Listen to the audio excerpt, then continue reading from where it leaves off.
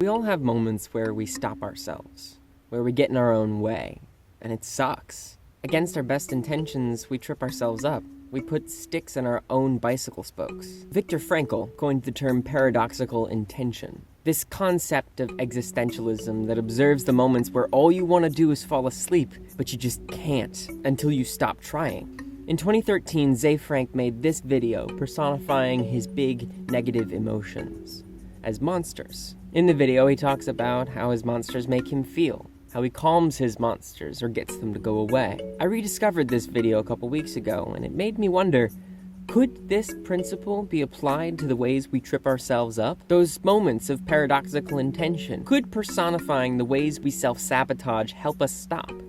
So with that in mind, here are a few of my monsters. The first one is a tutu. Like an actual sentient piece of frilly clothing, and it's ornamented with all of these describing words. And it wraps itself around me and makes me feel like an idiot. It tells me I'm too old or too young or too late or too inexperienced, and that these things will get in the way of my succeeding. It convinces me that I need to wear the tutu, and when I do, it just makes me feel so foolish that I just don't go out of the house sometimes.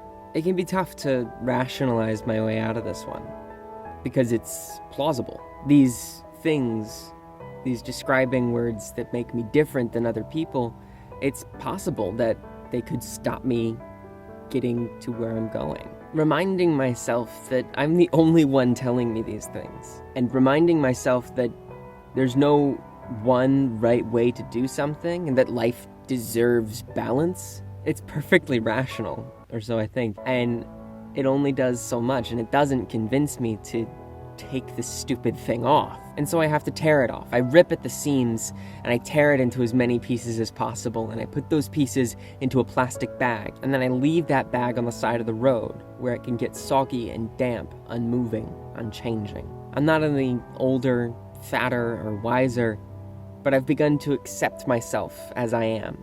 The next monster strikes whenever I have a goal. Some far off distant place that I want to be, and I know how to get there, and I know that it's going to take time.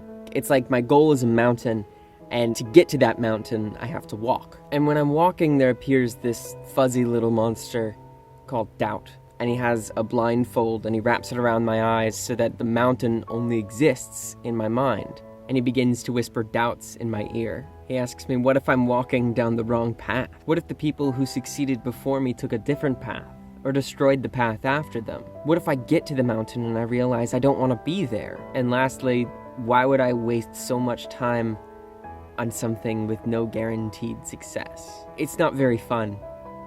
And there have been times in the past where I've listened to him, and I don't like it when I do. The issue with doubt is that it dresses up like truth. Because reality is vague, and things are very rarely clear, doubt can say whatever it wants and present it as inarguable fact. Again, I've tried rationalizing it out, saying that this path is the best one I know, and that if I get to the mountain and I realize I don't like it, I'll walk down another mountain, but it doesn't shut him up. And so I have to make doubt go away. So what I do is I grab doubt and I put him in a soundproof box. And I get a pen and paper and I write down every nasty half-truth that he's said, and I throw those in the box with him. There's a time for questions like those, but now is not that time.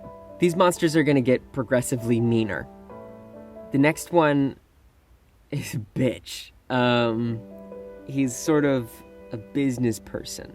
He's like a police interrogator for the fraud police. And if you're not familiar with the fraud police, I highly recommend Amanda Palmer's book, The Art of Asking. Basically, the fraud police are these imaginary sect of people whose sole purpose is to stop you doing things by reminding you you don't know what you're doing.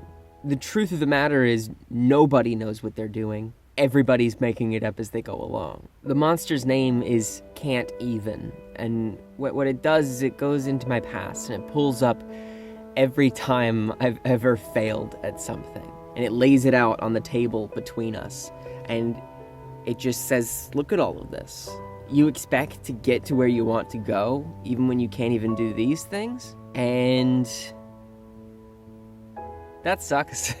It can leave you feeling pretty demoralized. The idea that you couldn't get past level 1 or 2 and you want to get to level 10. This can be a pretty hard one to shut up, because the failures are real. They're there, and I can't ignore them. But that's not all that's there. Underneath the failures are opportunities, potential, growth. I tell him my past failures are no indication of my future performance. And I am not a statistic. In fact, I am a coin. Every time a coin is flipped, that result, heads or tails, has nothing to do with the previous results. They're independent of one another. The last monster I'm going to tell you about is the hardest one for me. I call it Seen It. What it does is it tells me that everything that I want to do and all the ideas that I have, they've been done before, and I'm stealing all of my ideas from other people. Imagine like a big fat guy with a clipboard and a branding iron. He starts barging in and he starts branding all of my ideas with other people's names, tracing them back to their origins, and telling me that whatever I make is only as good as it is because I've stolen it from somebody else, and not because it's from me. And he doesn't stop there. He then goes on to say that any idea that isn't 100% my own has less value.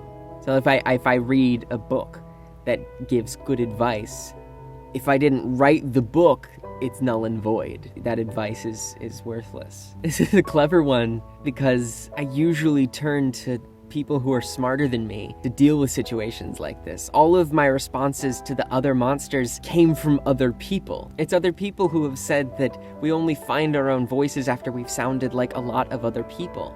It's other people who have said good artists copy and great artists steal. And we are the origin of our art. Originality is the process of being true to ourselves. No idea is 100% pure. Every idea has a genealogy. The 4-chord song by Axis of Awesome isn't any less valuable than any of the songs that it samples, nor is any of the individual songs any less valuable than the other ones. They each have value, even though they use the same tools. New ideas are about using old tools to combine two disparate ideas into something new. This is the world I want to live in, where ideas are shared and adopted and tinkered with, each version a little bit better than the last one. A world of collaboration, connection, and iteration. Seen It, however, wants me to live here, in a vacuum, separated from the ideas of the past and the present. It's lonely here. I'm out.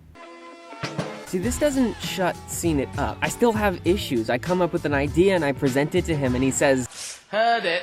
See what I did there? I haven't learned how to get him to go away, but I have realized that I don't like what he says. I don't think it's true, and that he's slow. I can outrun him. So as soon as I get an idea, I try and get it out there as quickly as possible. I don't give Seen It enough time to get in the way. So what are some of your monsters? What do they look like and what do they do? And how do you quell them? Leave a comment down below. And until next week, thank you for watching.